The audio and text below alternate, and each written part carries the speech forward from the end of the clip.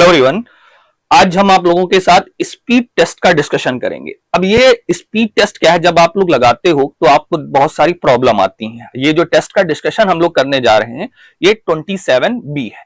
पहले आप लोग कॉपी पेन लेके बैठ जाइए, आप हमारे साथ क्वेश्चन को सॉल्व करेंगे। ठीक है, मैं आपको एक टाइम दूंगा, उस टाइम के ड्यूरेशन में आपको सॉल्व करना होगा। उसके बाद मैं आपको बताऊंगा कि कैसे क्वेश्चन को आपको सॉल्व करना है। ठीक है, तो स्टार्ट करते हैं आज का सेशन। अब देखिए क्वेश्चन आपके सामने दिया गया है, क्या लिखा हुआ है, x-2 men can do a piece of work in x days। अब ये क्वेश्चन किस चीज का है, टाइम एंड वर्क का है। चलिए सॉल्व करिए और रिप्लाई करिए क्या आंसर आएगा।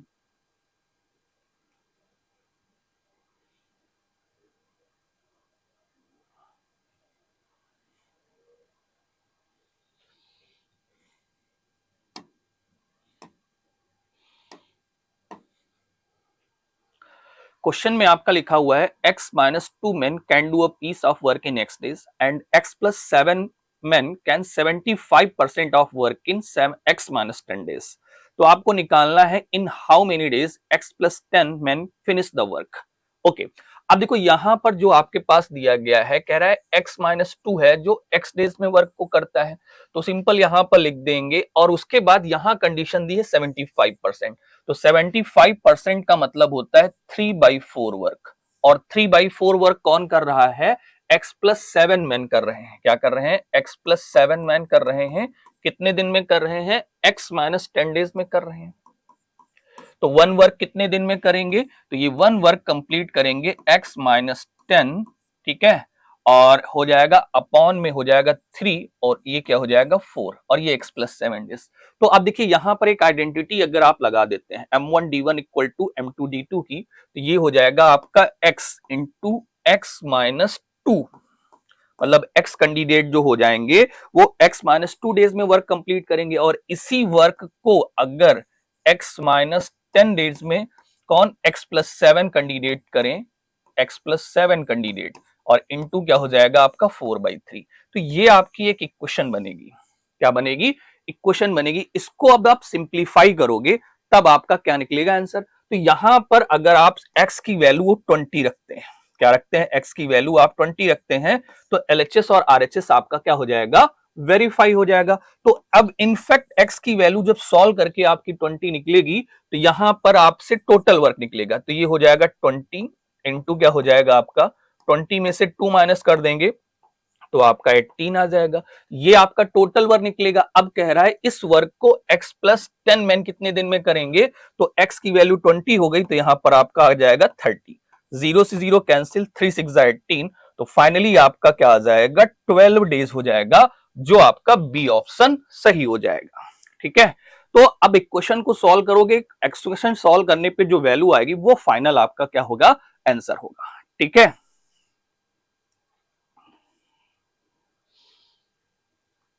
अगला क्वेश्चन।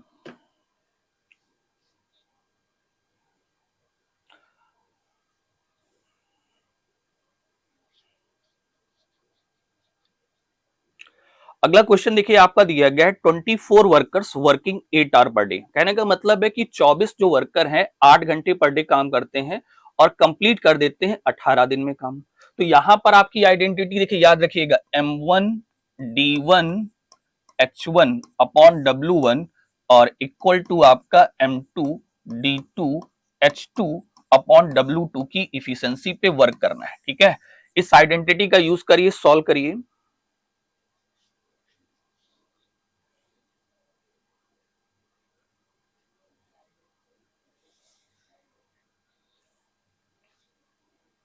अब देखिए यहां पर लिखा हुआ है 24 वर्कर, तो यहां पर आपका हो गया क्या, M1 की वैल्यू कितनी होगी, 24 हो गई। कितने दिन करके हैं, 8 hour per day, complete a work in 18 days. 8 दिन में कंप्लीट, 8 घंटे पर डे काम करते हैं और 18 दिन लगता है और वर्क क्या हो जाता है, कंप्लीट। अब इसी वर्क को अगर कौन करे, 30 वर्कर करें, यहां पर कौन सा हो जाएगा, 30 वर्कर, और कितने दिन, 6 आवर पर डे करें, तो काम जो हो जाएगा 2/3 कंप्लीट करने में कितना समय लगेगा। तो यहां पर सपोज दैट x लिख लिया और 2/3, तो यहां पर 2 लिख देंगे और यहां पर क्या हो जाएगा आपका 3 हो जाएगा। अब इसको सिंप्लीफाई कर दोगे आपको पता चल जाएगा क्या आंसर आएगा। अब यहां पे जैसे अगर सॉल्व करते हैं तो 2 से कैंसिल कर दिया, ये आपका 3 हो गया। 3 से कैंसिल कर देंगे, ये आपका 8 आ जाएगा, 3 8 24 हो गया। फिर इसके बाद अगर हम यहां से करें तो 3 छंग 18 और 6 पंचे क्या हो जाएगा, 30 हो जाएगा।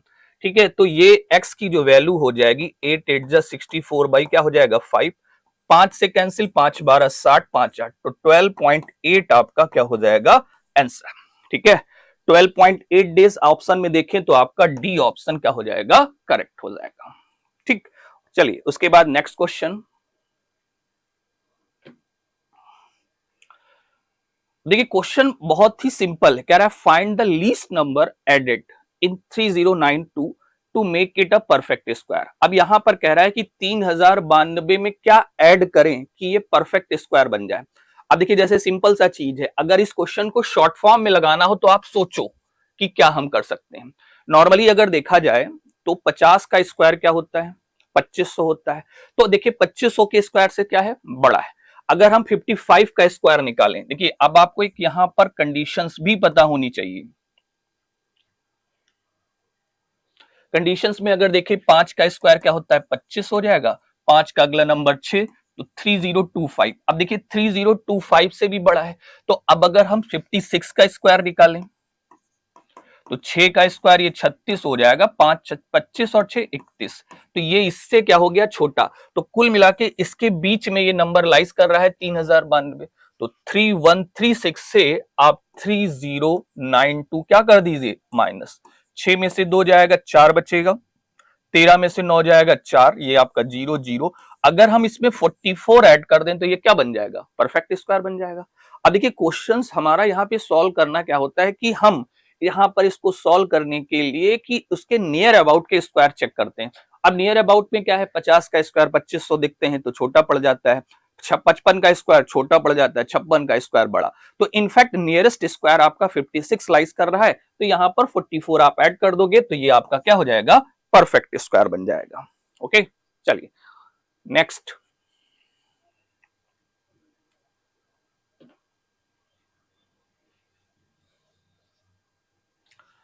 देखिए अगला क्वेश्चन आपका मेंसुरेशन का दिया गया है, यहां पर क्यूबाइड की बात हो रही और क्यूबाइड की आपके पास डायमेंशन दी गई है। तो आपको निकालना है कि घनों की कुल संख्या मतलब टोटल आइडेंटिकल क्यूब कितने बन सकते हैं।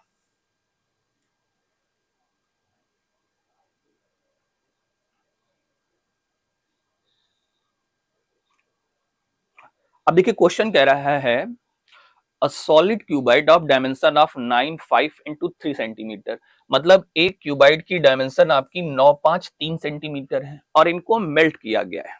मेल्ट करने पर 1 सेंटीमीटर 1.5 सेंटीमीटर के आपके क्या बनाए जा रहे हैं, क्यूब्स बनाए जा रहे हैं। तो अब देखिए सिंपल सा चीज है, जब क्यूबाइड को मेल्ट करेंगे, क्यूबाइड को क्या करेंगे, मेल्ट करेंगे, उसी को मेल्ट करने के बाद ही क्यूब बनेंगे। इसका मतलब नंबर ऑफ क्यूब्स का जो वॉल्यूम होगा वो क्यूबाइड के वॉल्यूम के क्या होगा, बराबर होगा। तो अगर हम यहां पर देखें कि एक क्यूब की जो साइड है 1.5 है, तो सारे क्यूब की साइड क्या होगी, सेम, क्योंकि आइडेंटिकल आपका बनाना है। तो इनफैक्ट अगर हम यहां पर नंबर ऑफ क्यूब निकालना है तो क्यूबाइड का वॉल्यूम क्या है, 9 5 3। देखिए केवल सिंपल ऐसे लिखिए 9 5 और 3, ये क्या निकल के आया, ये क्या निकल के आया, क्यूबाइड का वॉल्यूम निकल के आया। अब इस क्यूबाइड के वॉल्यूम को एक क्यूब के वॉल्यूम से क्या कर दीजिए, डिवाइड कर दीजिए, और क्यूब की साइड क्या है 1.5, तो इसको 1.5 इंटू 1.5 इंटू 1.5। अब इसको आप सिंप्लीफाई कर देंगे, डायरेक्ट आपका आंसर आ जाएगा। डेसिमल हटा डेसिमल हटा डेसिमल हटा, यहाँ पे 10 10 और 10। ठीक है, 5 3 15, 5 2 10, 5 3 15, 5 2 10 हो गया, 5 3 15, 5 2 क्या हो गया, 10 हो गया। ये वाला 3 इससे कैंसिल, ये 3 3 9 कैंसिल हो जाएगा, 5 2 10, 10 दूना 20 दूना 40। तो इनका मतलब यहां पर जो आपके पास नंबर ऑफ क्यूब्स बनेंगे वो आपके क्या हो जाएंगे, 40 बनेंगे। ठीक है, तो आपको बहुत ही कम समय में निकालना है, जिसके लिए आपको आइडेंटिटी भी क्या होनी चाहिए, याद होनी चाहिए। क्योंकि नंबर ऑफ क्यूब अगर आपको निकालना है तो एक क्यूबाइड का वॉल्यूम निकालो, उसको नंबर ऑफ क्यूब से डिवाइड कर दो वॉल्यूम से, फाइनल आपको पता चल जाएगा। तो यहां पर फाइनल आपका आंसर जो हो जाएगा वो आपका 40 हो जाएगा। ठीक है, ओके, चलिए नेक्स्ट।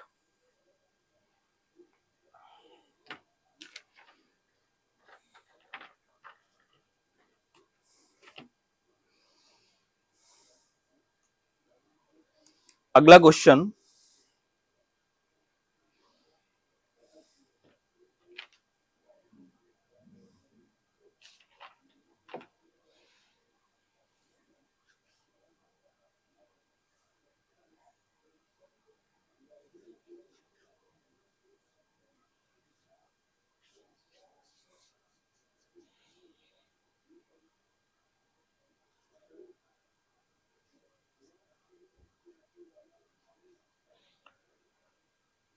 अब देखिए यहां पे क्वेश्चन क्या लिखा हुआ है, the monthly income of A, क्या लिखा है, the monthly income of A is 3 times the monthly income of B. मतलब ए की इनकम किस पे डिपेंड कर रही है, आपकी बी पे डिपेंड कर रही है। अब कह रहा है B's monthly income 15% more than that of the monthly income of C, मतलब बी की इनकम सी की इनकम से 15% ज्यादा है। अब आगे दिया है the monthly income of C is 32,000। तो मंथली इनकम सी की बात है, मतलब सारा डाटा हमारा किस पे डिपेंड कर रहा है, सी पे डिपेंड कर रहा है। तो सी की मंथली इनकम आपकी ये हो गई 32,000। अब पीछे चले जाओ थोड़ा सा, बी की मंथली इनकम क्या है, 15% ज्यादा। अब 15% ज्यादा है तो इसका मतलब ये कितना हो जाएगा, 115% हो गया। ये इनकम हो गई किसकी, बी की हो गई। अब उसके बाद ए की इनकम बी की इनकम का 3 गुना है, तो इसको क्या कर दीजिए, 3 से मल्टीप्लाई कर दीजिए। तो ये हमें 3 मल्टीप्लाई कर दिया तो हमें क्या मिल गया, एक की मंथली इनकम मिली। बट हमें बताना क्या है, एक की एनुअल, तो इसको मल्टीप्लाई कर दिया 12। अब देखिए डायरेक्ट केवल और केवल क्या बची, कैलकुलेशन बची। तो कैलकुलेट कर दोगे आपका डायरेक्ट क्या आंसर आ जाएगा, 1234800। सिंप्लीफाई करने पर आपका आएगा 1324,800, फाइनल इसका आंसर आएगा। सिंप्लीफाई करिए और सिंप्लीफाई करने के बाद ये आंसर निकालिए 1324800, और आपका बी ऑप्शन सही होगा 1324,800। ठीक है, चलिए अगला क्वेश्चन। क्वेश्चन देखिए, अभी रिमाइंडर को अगर आपको सॉल्व करना है तो नॉर्मली आपको पता है कि ये आपके पास इक्वेशन दी गई है, 4x³ दिया गया है, प्लस आपका दिया गया है 31x², ये आपका है 31x², प्लस और ये आपका है 30x, और प्लस आपका 60 दिया गया है, और इसको डिवाइड किया जा रहा है x+7 से। अब ध्यान रखिएगा कि रिमाइंडर कभी भी आपका माइनस नहीं आना चाहिए। तो डिवाइड किससे हम लोग कर रहे हैं, x+7 से। तो नॉर्मली पता है कि ये x है, तो यहाँ पर इसका जो कोफिशिएंट जाएगा वो 4, और साथ में देखिए यहाँ क्यूब पावर है तो यहाँ 2 हो जाएगी। अब इसी पावर से इसको मल्टीप्लाई करो, ये हो जाएगा 4x³ हो जाएगा, और ये 28x² हो जाएगा। ओके, माइनस किया ये कट गया, ये हो गया आपका 3x² प्लस आपका 30x प्लस आपका क्या हो जाएगा, 60 हो जाएगा। ठीक है, क्या निकल के आएगा, 3x² प्लस 30x प्लस क्या हो जाएगा आपका 60। अब फिर से देखिए यहाँ पर x है, यहाँ पर आप क्या लिखोगे, 3 लिखोगे। 3 लिखोगे, स्क्वायर है तो x लीजिए। अब इसी नंबर से फिर मल्टीप्लाई आप करोगे तो ये आपका हो जाएगा 3x² प्लस क्या हो जाएगा 21x हो जाएगा। माइनस माइनस कट गया, ये आपका हो जाएगा आपका 9x प्लस आपका 60 हो गया। अब आप देखो जैसे यहां पर 9 टाइम्स लगाओगे, यहां पर वैल्यू 9 7 जा बड़ी हो जाएगी तो 8 टाइम्स ही लगा पाएंगे। तो ये हो जाएगा आपका 8x प्लस आपका हो जाएगा 8 7 जा 56 हो जाएगा, तो प्लस का ये 4 हो जाएगा, ये x हो जाएगा। तो फाइनली आपके पास x+4 आपका क्या हो जाएगा, रिमाइंडर, और x+4 जो रिमाइंडर होगा वो आपका बी ऑप्शन करेक्ट होगा। ओके, चलिए नेक्स्ट। का दिया गया था P start the business with initial investment of 9,000। मतलब पी का जो इन्वेस्टमेंट है, देखिए यहां पर पी आप लिख लीजिए, फिर आप क्या लिख लीजिए क्यू, और फिर आप क्या लिख लीजिए आर। पी जो स्टार्ट कर रहा है वो किससे कर रहा है, 9,000 से स्टार्ट कर रहा है। ठीक, उसके बाद क्यू ने 4 महीने के बाद ज्वाइन किया। कितने महीने के बाद ज्वाइन किया, 4 महीने के। और कितना पैसा लेके आया, सिंपल सा चीज, 4 महीने के बाद जो लेके आया है वो 12,000 रुपए लेके आया। क्या लेके आया है, 12,000 रुपए लेके आया।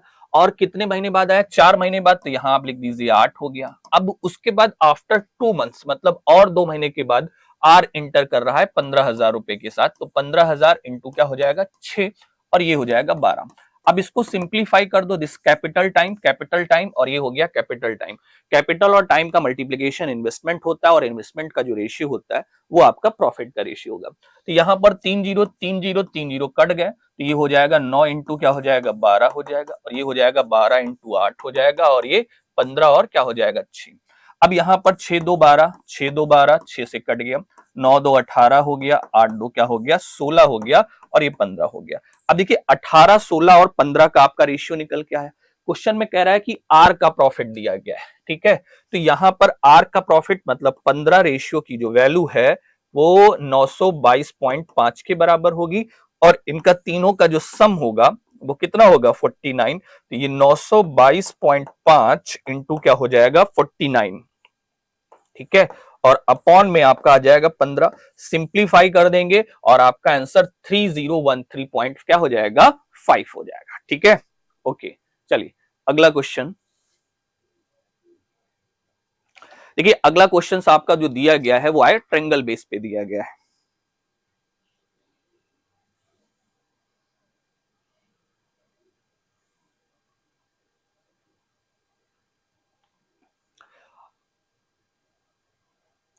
देखो क्वेश्चंस में क्या कह रहा है, ध्यान से पहले क्वेश्चन को पढ़ो, बहुत कम समय में भी आप रिप्लाई कर सकते हो और आंसर आएगा आपका। क्वेश्चन कह रहा है the base of triangle is 15 centimetre and height is 12। अब आपको पता है कि ट्रायंगल की एरिया क्या होती है, लगाइए लगाइए, ट्रायंगल की एरिया क्या होती है 1/2 बेस इंटू हाइट होती है। और कह रहा है कि इसकी जो एरिया है वो double the area of the base 20 centimetre. तो आपको बताना है, यहां पे कह रहा है कि एक त्रिभुज के आधार 15 सेंटीमीटर है और ऊंचाई 12 सेंटीमीटर, एक अन्य त्रिभुज की ऊंचाई जिसका क्षेत्रफल इस क्षेत्रफल का दुगना है और आधार 20 सेंटीमीटर है। तो अब देखिए यहां पर सबसे पहली चीज देखिए आपके पास जो दिया गया है, तो 1/2 बेस इंटू हाइट। अब यहां पर इसको अगर आप सिंप्लीफाई करोगे तो सिंप्लीफाई करने पर एरिया क्या निकलेगी 1/2 बेस आपका हो जाएगा 15 और 12 के अकॉर्डिंग अगर देखें तो दो छंग 12 हो गया, तो ये एरिया आपकी 90 निकली। लेकिन जब इसका अगला पार्ट देखें तो 1/2 हो गया और इंटू क्या हो जाएगा एच हो जाएगा और बेस आपका क्या हो जाएगा 20। लेकिन इसकी एरिया डबल है तो इसको 2 से मल्टीप्लाई कर, 2 से कैंसिल कर देंगे आपका ये 10 आ जाएगा, ये वाला 0 इससे कैंसिल हो जाएगा। तो हाइट आपके पास जो निकल के आ जाएगी वो 18 आ जाएगी और 18 जो होगा वो आपका सी ऑप्शन सही होगा। क्या हो जाएगा 18 जो होगा वो आपका सी ऑप्शन सही होगा। अगला क्वेश्चन,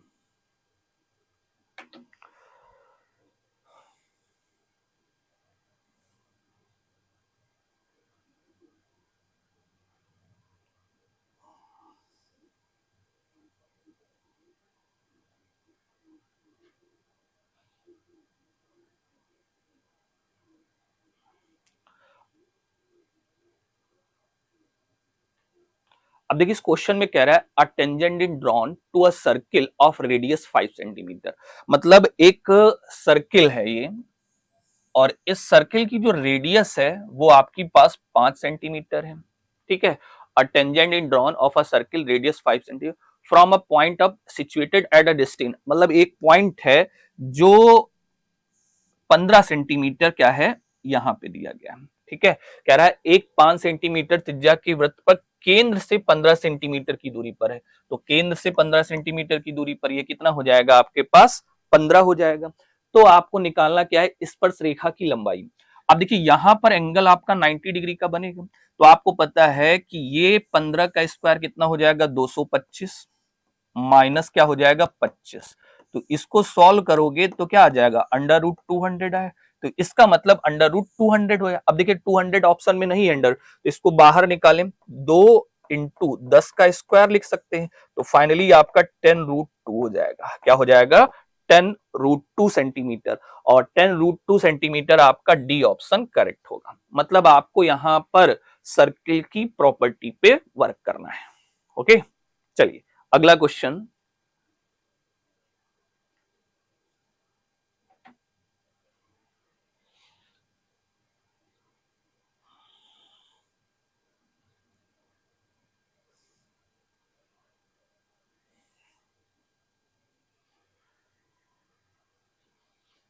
चलिए क्वेश्चन सॉल्व करना है और सॉल्व करने के बाद आपको रिप्लाई करना है कि क्या आंसर आएगा।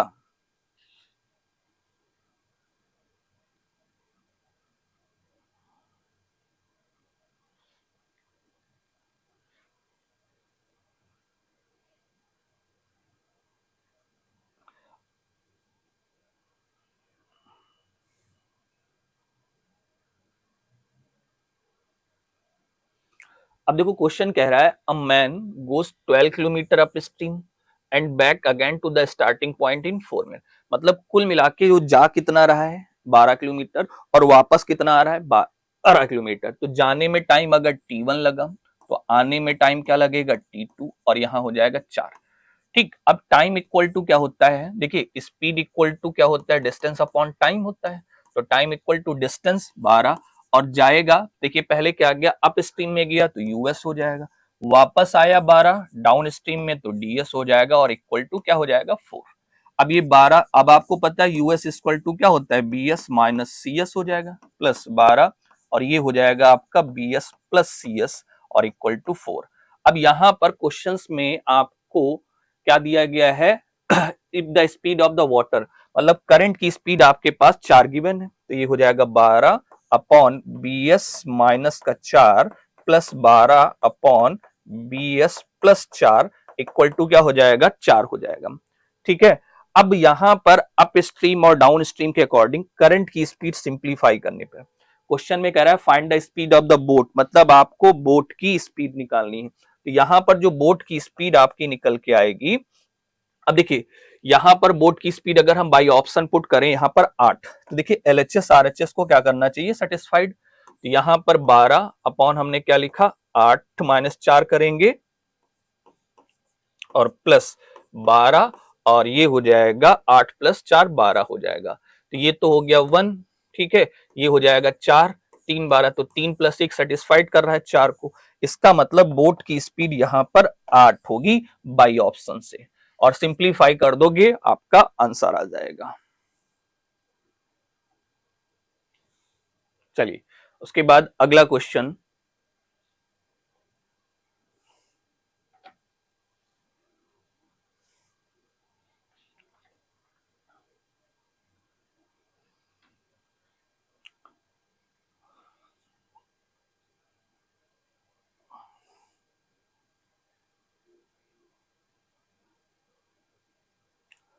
अगला क्वेश्चन दिया गया radius of sphere increase by 15%, मतलब स्पेयर की जो रेडियस है वो क्या की गई है 15% इंक्रीज कर रहा है।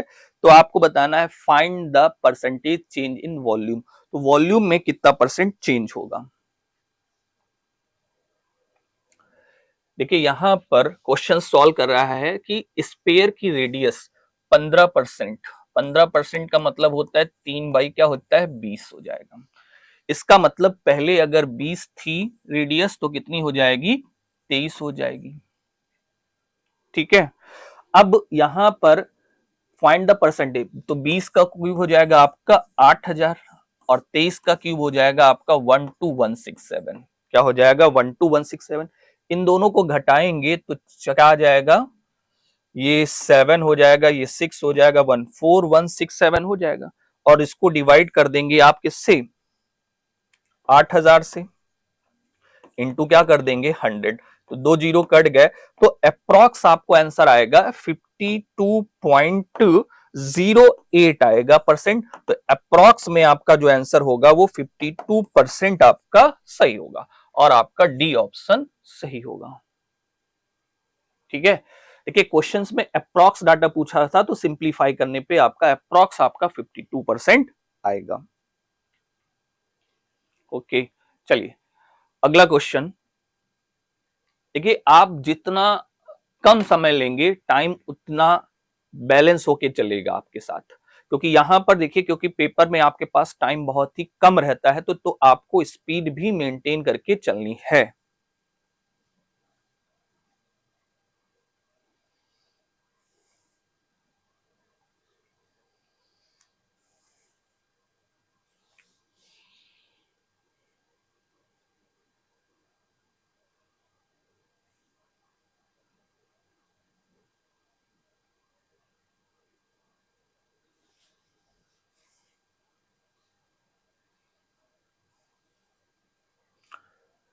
अब देखो क्वेश्चन क्या दिया गया है, कह रहा है एक दुकानदार बिस्कुट को 250 रुपए के हिसाब से बेचता है और प्रत्येक बिस्किट पर 20% का कमीशन लेता है।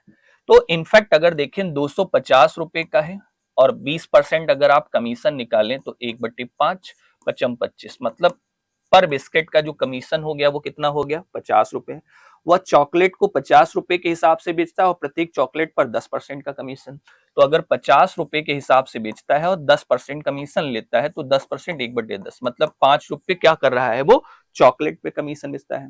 ठीक है, 3 दिन में वह कितना कमीशन प्राप्त करेगा। अब 3 दिन की बात तो हमने 3 लिख लिया, और 3 दिन के कितना पड़ेगा, 10 बिस्किट और 5 चॉकलेट एक दिन में।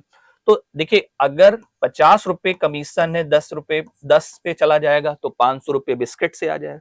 चॉकलेट पे 5 का कमीशन है, 5 25 हो गया। तो ये कितना हो गया, 525 को मल्टीप्लाई कर देंगे 3 से और आपको पता चल जाएगा कि टोटल कमीशन क्या होगा। 3 5 15, 3 2 6 1 7 हो गया, और उसके बाद 3 5 15, तो कुल मिला के 1575 रुपए एज अ कमीशन उसे 3 दिन में मिलेगा। ठीक है,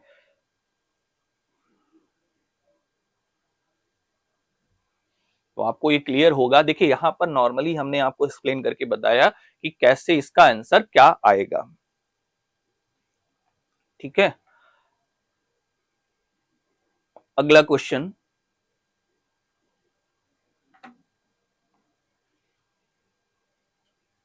अब देखिए अगला क्वेश्चन कंपाउंड इंटरेस्ट का है, और ये बहुत ही सिंपल है और बहुत ही कम समय में, इसके लिए 30 सेकंड सफिशिएंट है आपको लगाने के लिए। चलिए सॉल्व करिए और रिप्लाई करिए क्या आंसर आएगा।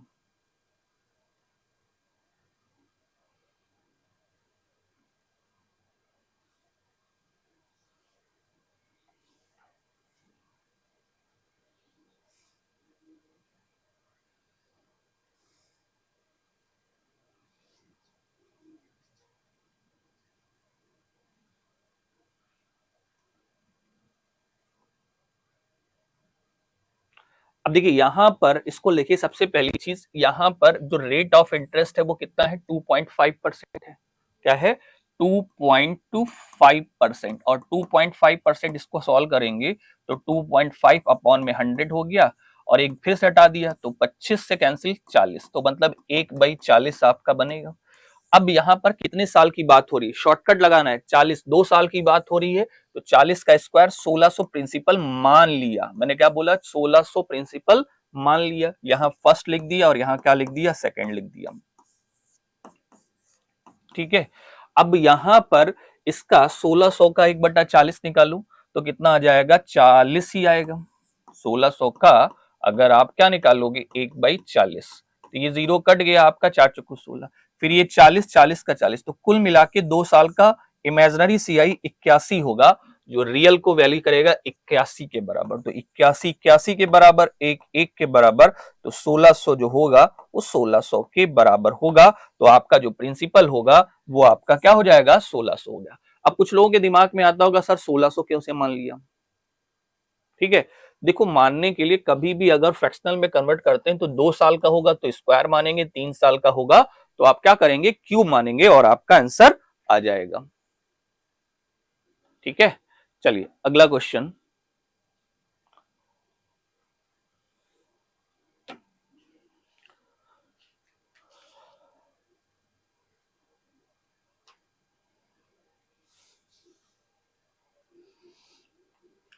अगला क्वेश्चन कह रहा है, a certain some of money at compound interest, a certain some of money at simple interest of interest becomes 2100 2 साल में एंड 2250 5 साल में। अब देखिए कितना सिंपल क्वेश्चन है।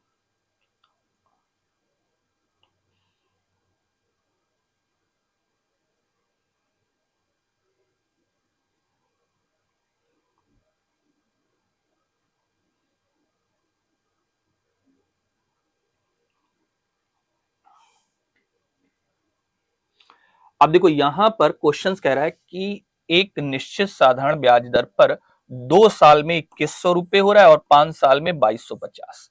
अब देखो यहां पर 5 साल लिखा हमने और 5 साल में ये 2250 रुपए हो रहा है। इस 2250 में है क्या, प्रिंसिपल है प्लस 5 साल का आपका सिंपल इंटरेस्ट है, प्रिंसिपल। और यहां पर कितने साल की बात हो रही है, 2 साल की, तो 2 साल में आपका ये कितना हो रहा है, 2100 रुपए हो रहा है। तो आप जब इसको घटा दोगे तो घटाने के बाद ये केवल 3 साल का एसआई इसमें आ जाएगा। अब इसमें कितने आएगा, ये 0 हो गया, ये 5 हो गया, ठीक है, ये 2 में से 1 गया 1, तो 150। तो 1 साल का कितना होगा 50, 2 साल का कितना हो जाएगा आपका 100 रुपए ब्याज। अगर 2 साल का 100 है तो प्रिंसिपल 100 घटा के यहाँ कितना हो जाएगा 2000। 2000 रुपए आपका प्रिंसिपल है और ब्याज कितना 1 साल का 50 इंटू क्या हो जाएगा 100। तो अगर इसको 1 2 3 1 2 3 कैंसिल, ये 2.5, तो रेट ऑफ इंटरेस्ट जो निकल के आएगा वो आपका 2.5% आ जाएगा और 2.5% आपका सी ऑप्शन सही होगा। ठीक है, 2.5% जो होगा वो आपका सी ऑप्शन सही होगा।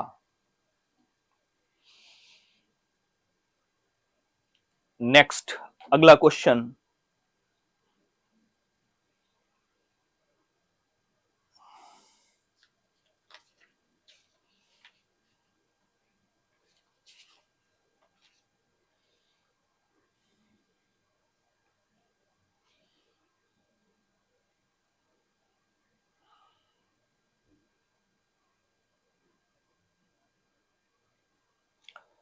देखिए अगले क्वेश्चन में क्या लिखा है, in an examination 70% candidate passed in English, 80% passed in English and 10% failed in the both subject.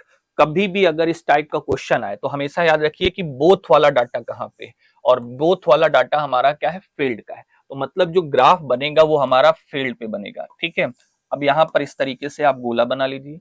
अब आपका कैंडिडेट क्या है, इंग्लिश और मैथमेटिक्स, तो इंग्लिश हो गया और ये मैथ्स हो गया। अब कह रहा है कि 10% कैंडिडेट थे जो दोनों में फेल है, तो ये फेल हो गए 10% दोनों में। 70% candidate pass in English, English में 70% पास हैं, तो फेल कितने होंगे 30%, और अगर 30% फेल तो 10 इसमें, तो यहाँ पर कितना हो जाएगा 20 हो जाएगा। मैथ में फेल कितने, मैथ में पास है 80%, तो मैथ में फेल कितने होंगे आपके पास 20%, जिसमें 10 इसमें हो जाएगा। तो कुल मिला के 40% कैंडिडेट किसी ना किसी सब्जेक्ट में क्या होंगे, जरूर फेल होंगे। तो दोनों सब्जेक्ट में पास कितने होंगे 60।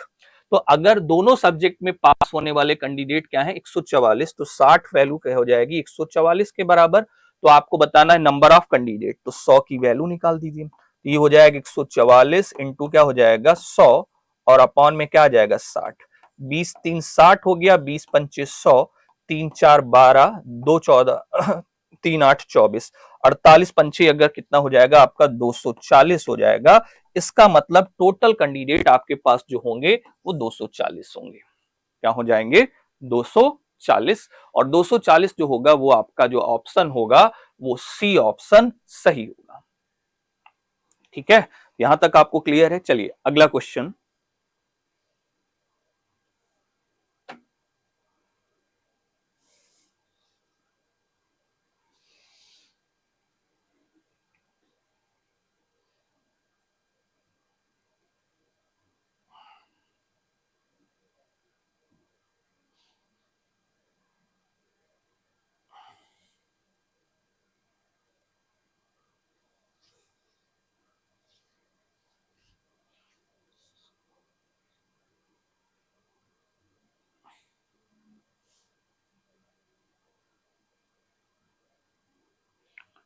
अगला क्वेश्चन कह रहा है one type of liquid contain 25% acid and other contain 30%, what it's.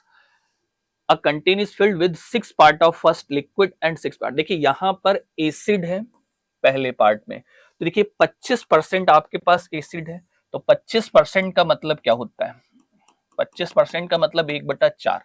तो अगर एक एसिड होगा तो one type liquid contain 25% acid, the other contain 30% of acid. ठीक, अब इसमें अगर एक पार्ट ये हो गया,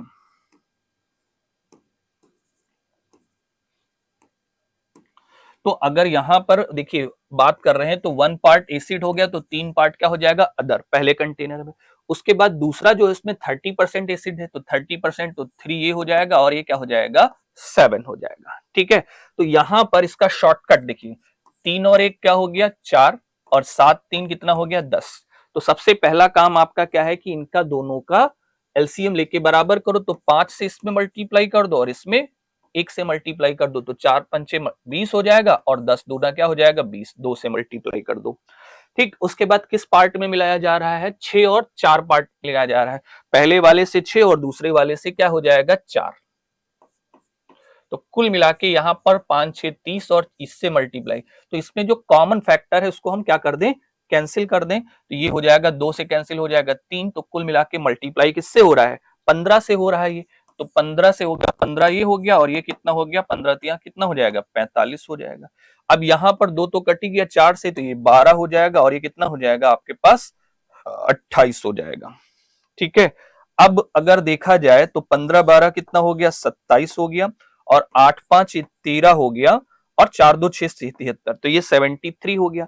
अब इसमें कह रहा है कि मिश्रण में अम्ल का परसेंटेज, तो ये 27 और अपॉन में क्या हो जाएगा इन दोनों का सम, 27 और 73 का सम, 27 3 30, ये 100 हो जाएगा इंटू 100। तो कुल मिला के जो नया बनेगा उसमें एसिड जो होगा वो 27% होगा। क्या होगा 27%, और 27% अगर देखा जाए तो आपका ए ऑप्शन सही होगा। कौन सा ऑप्शन सही होगा, ए ऑप्शन। ठीक है, चलिए अगला क्वेश्चन नेक्स्ट।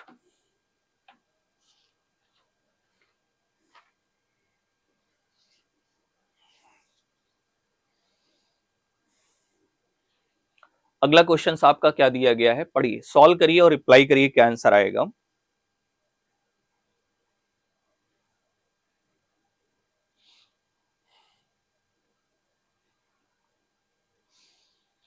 क्वेश्चन कह रहा है अ पर्सन ट्रेवल्ड, मतलब कह रहा है a person travel by train 1 hour at the speed of 50 kilometre per hour. तो अगर 1 घंटे ट्रेन से गया 50 किलोमीटर प्रति घंटे की स्पीड से जाएगा तो कितनी डिस्टेंस कवर करेगा 50। Then he travel taxi for 30 minute at a speed of 32 kilometre per hour. तो अगर यहां पर 30 मिनट करा और स्पीड 32 है, तो कुल मिला के आधा कर दो 16 ही तो डिस्टेंस कवर कर पाएगा, क्योंकि 1 घंटे में 32 जा रहा है, तो आधा घंटे में कितना जाएगा 16, तो कुल मिला के डिस्टेंस कितनी हो गई 66 हो गई किलोमीटर। कह रहा ठीक है, what is the average speed of which is travel during the journey. अब आगे दिया गया है टू कंप्लीट, क्वेश्चन के अकॉर्डिंग 50 किलोमीटर की चाल से चलता है 1 घंटा, 32 किलोमीटर को 30 मिनट की यात्रा करना है, तो यात्रा के दौरान उसने एक औसत चाल बताना है। क्या बताना है, औसत चाल। औसत चाल बराबर कुल दूरी कितनी हो गई 66। ठीक, और पूरा टाइम कितना लगा 1 और आधा घंटा 1.5, मतलब 1.5 से क्या कर दो डिवाइड, हटा दिया, तो 15 चक्कू 60, फिर बचेगा 15 चक्कू 60, तो एवरेज स्पीड उसकी क्या हो जाएगी 44 हो जाएगी, और 44 जो होगा वो आपका ए ऑप्शन सही होगा। ठीक है, क्योंकि पूरे ड्यूरेशन में आपको क्या बतानी है, एवरेज स्पीड बतानी। तो एवरेज स्पीड इक्वल टू क्या होता है, total distance upon total time होता है, तो टोटल डिस्टेंस आपकी 66 हो गई, टोटल टाइम 1.5 घंटा, तो आंसर आपका क्या आ जाएगा 44 आ जाएगा। नेक्स्ट सेंटीमीटर, यहां पर जो आपका रोम्बस दिया गया है उसका जो पेरीमीटर है वो आपका क्या दिया गया 1000 सेंटीमीटर दिया गया है, तो ये आप बना लेते हैं रोम्बस। ओके, अब इस रोम्बस की जो पेरीमीटर है वो क्या है 4a होता है, और ये आपका 1000 हो गया, तो 1000 हुआ तो a की वैल्यू कितनी हो जाएगी 250। अब इसको ऐसे मिला दो, इसको इसको ऐसे मिला दो, ये साइड हो गई आपकी 250 हो गई। अब आगे क्वेश्चन में कह रहा है one of the diagonal 100 centimetre. अब देखिए एक डायगोनल आपके पास 100 है, तो पूरी लेंथ, एरिया ऑफ डायगोनल क्या होती है, area of rhombus 1/2 d1 into d2 होता है, 1/2 क्या होता है d1 इंटू d2। अब ये पूरी अगर 100 है तो ये इतना क्या हो जाएगा 50, क्या हो जाएगा 50। तो इसकी लेंथ अगर हम मान लेते हैं p, तो p की अगर लेंथ निकालते हैं तो ये आपका 250 का स्क्वायर, ठीक है, और माइनस क्या हो जाएगा 50 का स्क्वायर हो जाएगा। इसको सॉल्व करेंगे 250 के स्क्वायर से 50 का स्क्वायर माइनस करेंगे तो अप्रॉक्स जो आपका निकल के आएगा वो अप्रॉक्स में आपका 245 नियर अबाउट आ जाएगा।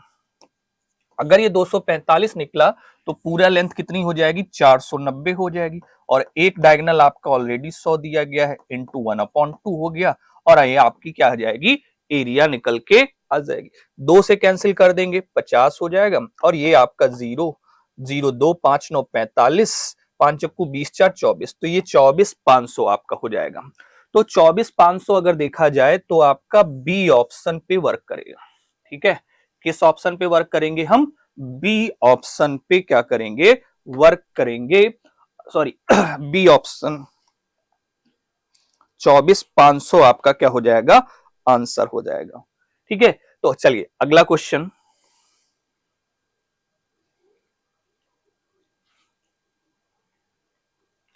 नेक्स्ट आपका दिया गया है the ratio of the internal angle to external angle of a polygons is ratio of 7:2। अब देखिए यहां पर एक प्रॉपर्टी होती है, आपको पता होना चाहिए कि इंटरनल एंगल और एक्सटर्नल एंगल का जो सम होता है वो हमेशा क्या होता है? 180। तो ये कह रहा है the ratio of the interior angle to exterior angles दिया गया है आपका पॉलीगन में 7:2। ठीक है, सॉल्व करिए।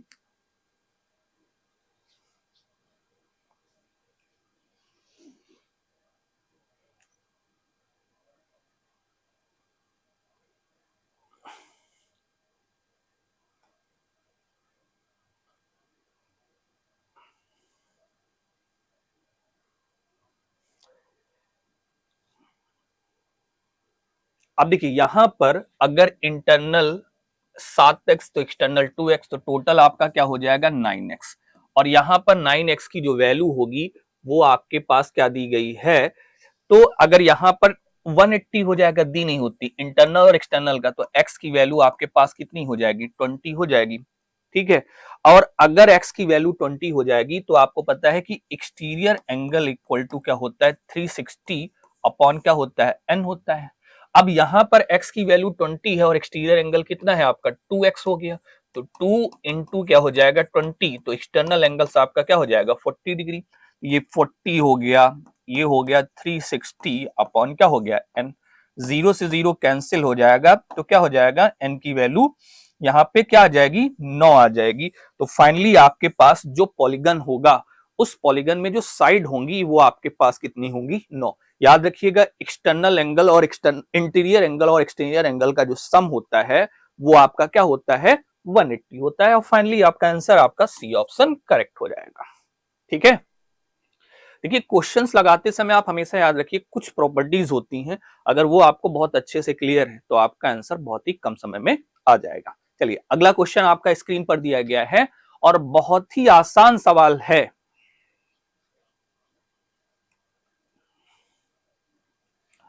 देखिए कह रहा है कि what is the total number of 3 digit number with unit digit 7 and the divisible by 11। अब देखिए क्वेश्चंस तो बहुत आसान है, लेकिन अगर इसकी लॉजिक नहीं पता है, क्वेश्चन बहुत आसान है, अगर इसकी लॉजिक नहीं पता है तो आप नहीं लगा।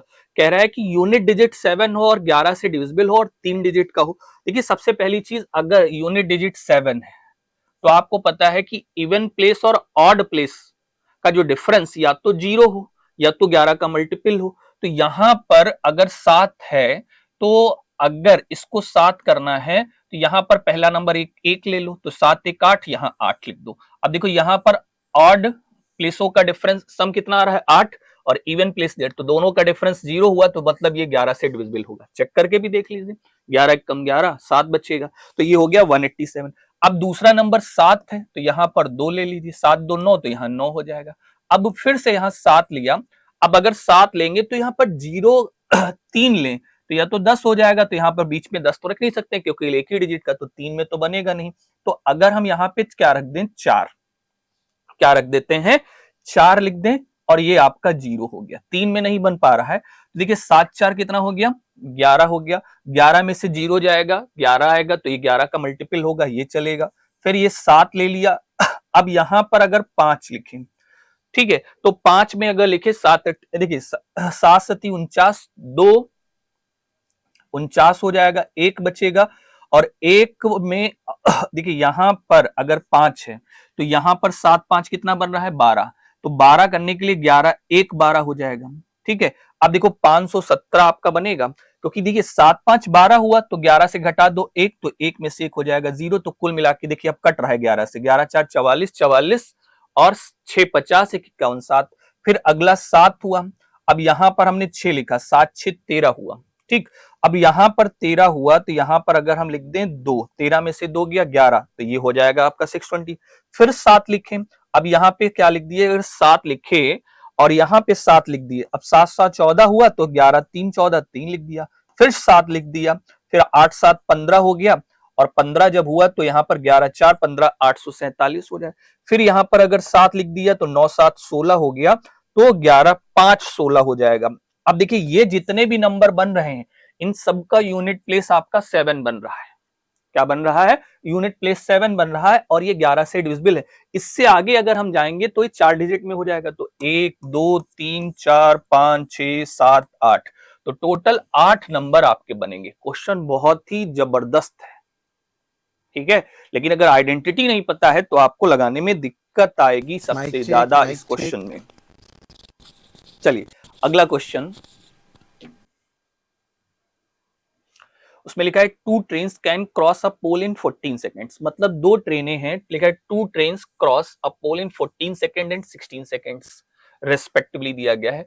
Find how much time will they cross each other if they are coming same direction and the speed of the train 7:9।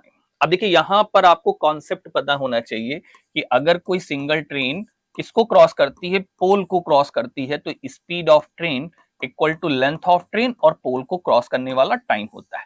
तो अगर यहां पर पहली ट्रेन की स्पीड आपके पास कितनी दी गई है, जो पहली ट्रेन की स्पीड है वो आपके पास कितनी है, 7x है, ठीक है।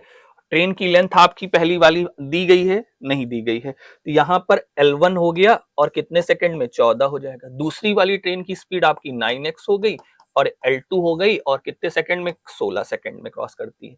अब दोनों सेम डायरेक्शन में अगर क्रॉस करती है तो आपकी आइडेंटिटी बनती है S1 minus S2 equal to L1 plus L2 upon क्या हो जाएगा, T। तो 9 और 7 का डिफरेंस आपका कितना हो गया, 2x हो गया, ठीक। अब यहां से 14 7 जा 98 हो गया x, प्लस 16 9 जा आपका कितना हो जाएगा, 144x हो जाएगा, और अपॉन में t, x से x आपका कैंसिल हो जाएगा। यहां पर 98 और 144 का सम आप करिएगे, देखिए 8 4 12 का 2 हो गया, 9 4 13 1 क्या हो जाएगा, 14 हो जाएगा, 242 बाई 2 हो गया। अब t इक्वल टू कितना हो जाएगा, 121 आ जाएगा, क्या आ जाएगा, 121 आ जाएगा, और 121 आपका डी ऑप्शन सही हो जाएगा। मतलब दोनों ट्रेनें एक दूसरे को 121 सेकंड में क्या करेंगी, क्रॉस करेंगी। कॉन्सेप्ट क्लियर होना चाहिए, सेम डायरेक्शन में अगर होता है तो स्पीड हमेशा माइनस होती है, और अपोजिट डायरेक्शन में होता है तो स्पीड हमेशा प्लस भी होती है। डायरेक्शन कोई भी हो, ट्रेनों की लेंथ हमेशा और हमेशा ऐड होती है। ओके, चलिए अगला क्वेश्चन,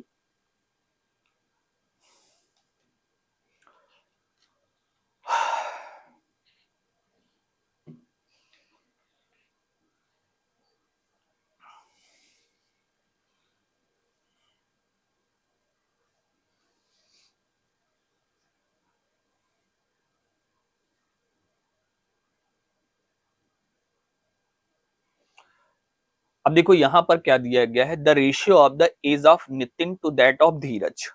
तो यहां पर नितिन और धीरज 2 पॉइंट हैं आपके पास, ये देखिएगा नितिन और धीरज। नितिन और धीरज का जो रेशियो है वो आपका 3:5 है, ये क्वेश्चन में आपका दिया गया है।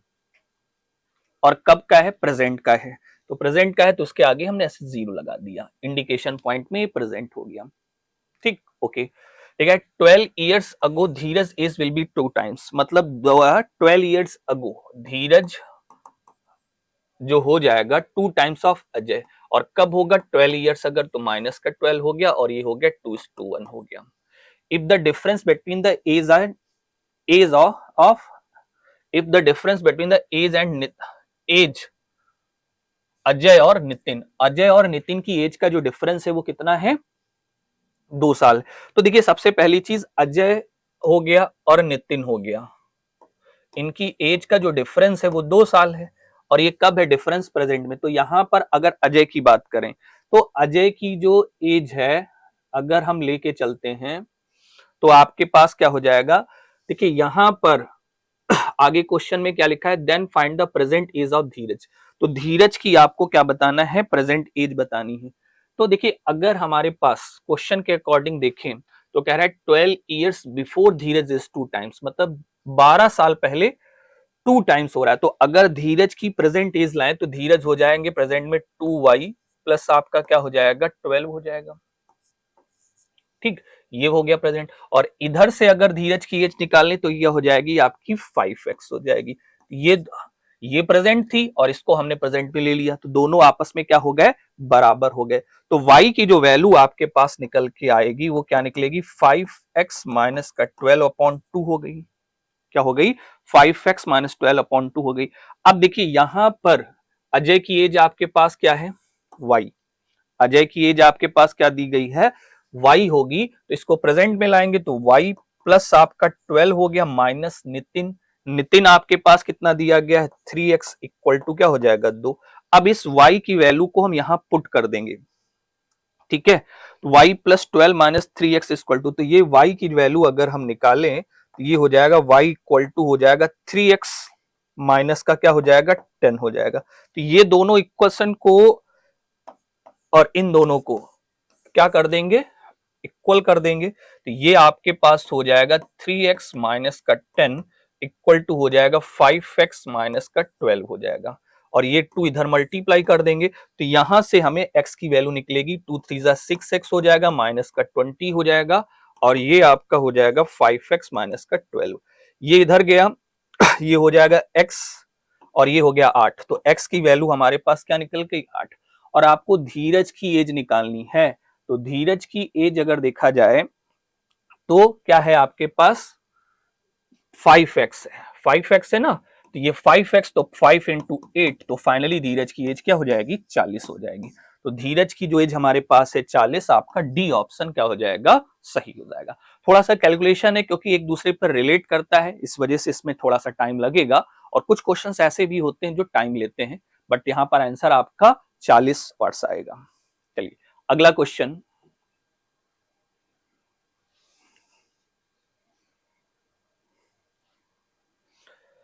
अगले क्वेश्चन में कह रहा है if the polygon has 464 diagonals then what is the number of the sides of the polygons. मतलब 464 डायगोनल है तो साइड बताना है। अब मैं आइडेंटिटी आपको बता दूं, number of diagonals equal to होता है n इंटू n माइनस 3/2 होता है।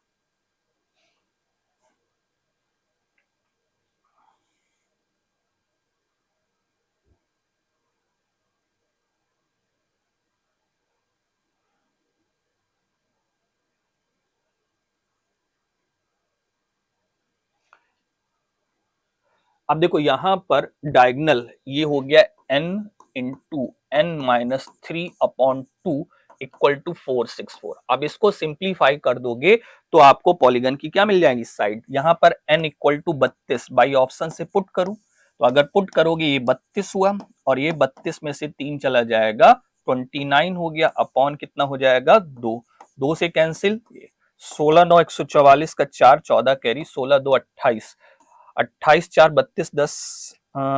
अगर यहां पर सॉल्व करोगे तो ये आपके पास 16 और 29 हो जाएगा, 16 को 9 से मल्टीप्लाई करेंगे तो आपके पास 16 9 जा कितना निकल के आता है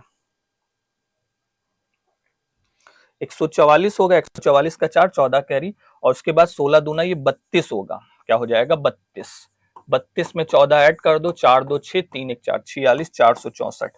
तो आप देख रहे होगे यहां पर, ठीक है। तो यहां पर जो फाइनली आपके पास 464 आ रहा है, ये वेरीफाई कर रहा है, तो n इक्वल टू 32, तो इसका मतलब नंबर ऑफ साइट्स जो होंगी वो 32 होंगी और बी ऑप्शन आपका सही होगा। ठीक है, चलिए उसके बाद नेक्स्ट क्वेश्चन।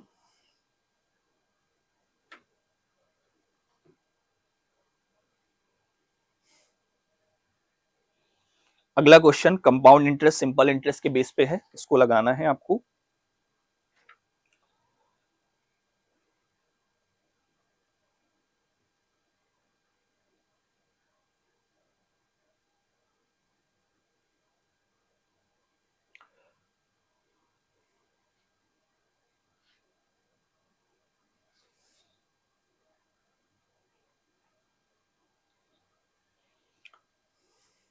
क्वेश्चन कह रहा है the simple interest on an amount of रूपी 11,250 at the end of 4 years is रूपी 5,400।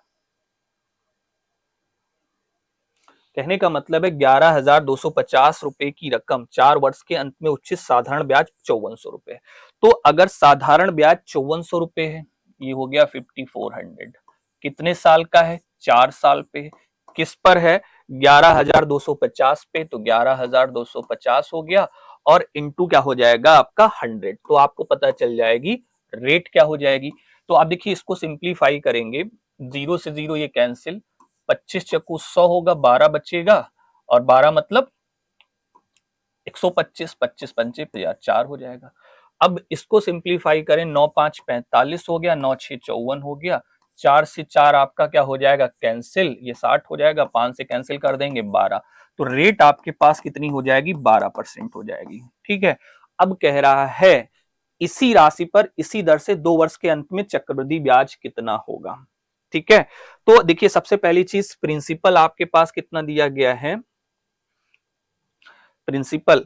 अब देखिए यहां पर कह रहा है कि इसी राशि पर 2 वर्ष के अंत में चक्रवृद्धि ब्याज क्या हो जाएगा, तो 11,250 का, ठीक है, तो 11,250 है, ये प्रिंसिपल है।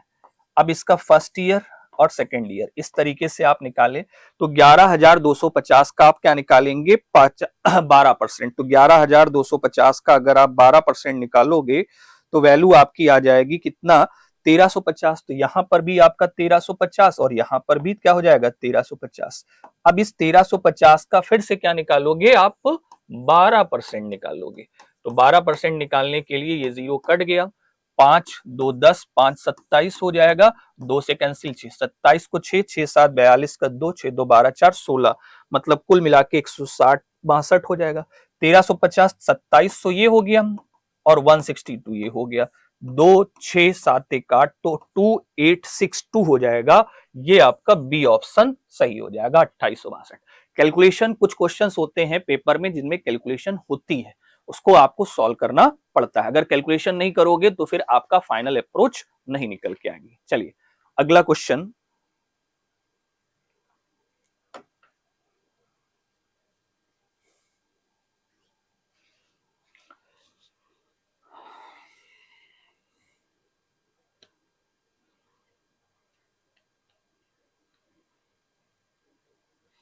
अगला क्वेश्चन क्या दिया है कि due to wind a tree was broken and it had the touches the ground at a angle of 60, मतलब पेड़ टूटा और लटक के 60 डिग्री का एंगल बना रहा है। Find the ratio of the original height to the present height, मतलब जो पहले स्टार्टिंग में हाइट थी वो और प्रेजेंट हाइट का क्या बताना है? रेशियो बताना है। देखिए मान लीजिए सपोज दैट ये पेड़ था स्टार्टिंग में और हवा में टूट के झुक के इस तरीके से आ गया, ठीक। और अगर सपोज दैट ये x हो जाए और ये आपका क्या हो जाए?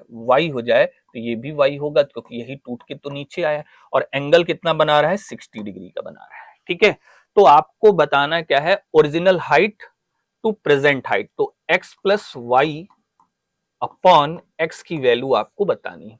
अब यहां पर कह रहा है कि अगर हम यहां पर लगा दें साइन 60, क्या लगा देते हैं? साइन 60, तो साइन 60 मतलब क्या हो जाएगा? आपने पढ़ा होगा P B P upon H H B, perpendicular upon hypotenuse.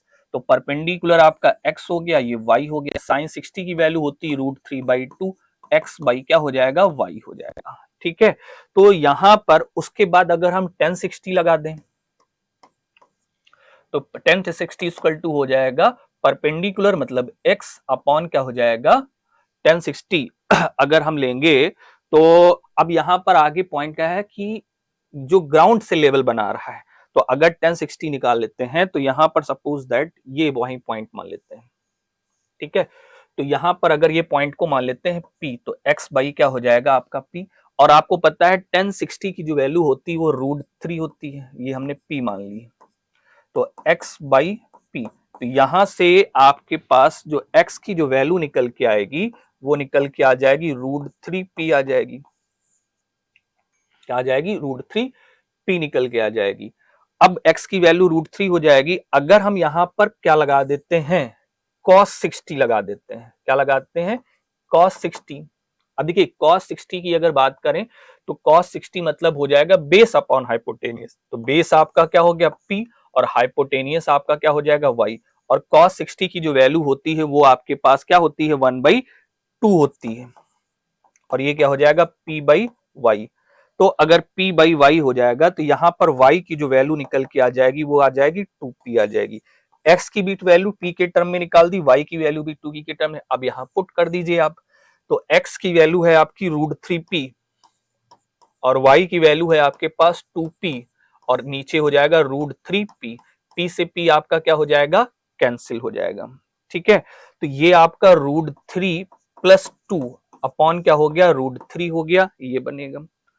ठीक है, अब एक काम कर दें, इसके न्यूमरेटर का कॉन्जुगेट क्या कर देते हैं 2 - √3, इसको आगे पीछे अगर हम लिख दें, ये लिख दें 2 + √3 अपॉन √3, ये हमारा आंसर है, बट ऑप्शन में नहीं मैच कर रहा है, तो इसका कॉन्जुगेट मल्टीप्लीकेशन 2 - √3 से ऊपर नीचे मल्टीप्लाई कर दें। तो देखिए 2 2 क्या हो जाएगा 4, 4 - 3 तो ऊपर 1 हो जाएगा, और ये हो जाएगा आपका क्या 2√3 - का 3। अब देखिए ऑप्शन में मैच करने लगा, तो ऑप्शन में जब मैच करने लगा तो आपका बी ऑप्शन 1/2 √3 माइनस का क्या हो जाएगा 3, मतलब बी ऑप्शन आपका सही हो जाएगा। ठीक है, तो ये जो कैलकुलेशन है इसमें आपके थोड़ा सा वर्क करना पड़ेगा। यहां पर ये वाला जो डाटा है जो हमने यहां पर यूज किया, इसका कोई यूज नहीं, मतलब tan 60 और sin cos 60 का आप यूज करके वैल्यू पुट करके निकालोगे तो फाइनली आपका आंसर निकल के आएगा। ठीक है, तो ये आपको एसटी समझ में आई होगी। आई होप, उम्मीद करते हैं कि आप लोगों को सेशन काफी पसंद आया होगा। Thank you.